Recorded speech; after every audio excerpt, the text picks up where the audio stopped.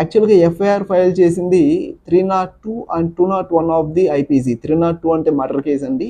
201 is nothing but evidences ఏవైతే ఉన్నాయో వాటిని వైప్అవుట్ చేయడం, ఎవిడెన్సెస్ని లేకుండా చేయడం.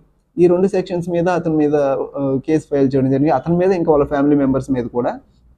So the observations of the high court ఏంటంటే, ఎపీలెంట్ ఎవరైతే మన భర్త ఉన్నారో అతని కంటెన్షన్స్ ప్రకారం హైకోర్టు అబ్జర్వేషన్స్ ఏమున్నాయంటే, non examination of the investigation officer is a great ground for allowing the appeal in the high court.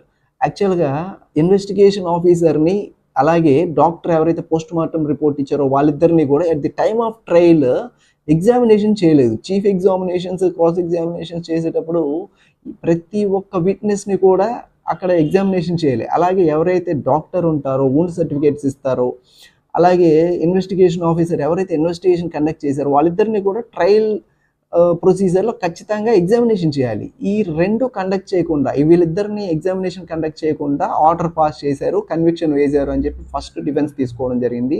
అలాగే ఏదైతే ఇన్వెస్టిగేషన్ చేస్తున్న సందర్భంలో 161 స్టేట్మెంట్స్ తీసుకున్నారో ఆ 161 స్టేట్మెంట్స్ 6 లిస్ట్ ఆఫ్ విట్నెసెస్ అంటే ప్రాసిక్యూషన్ విట్నెసెస్ ఇచ్చారు. ఆ 6 విట్నెసెస్ ఒక ఎవిడెన్స్ విట్నెస్ కూడా స్ట్రాంగ్గా లేదు, అగైనెస్ట్ ది ఎవరైతే కంప్లైంట్ ఉన్నారో వాళ్ళకి అగైనెస్ట్గానే ఉంది. Even the statements recording under section 161 of the CrPC of the prosecution utterly failed to prove the crime against the accused at the stage of investigation. 161 statements కూడా స్ట్రాంగ్గా లేవు. All the 6 witness at the time of trial has been converted into hostile.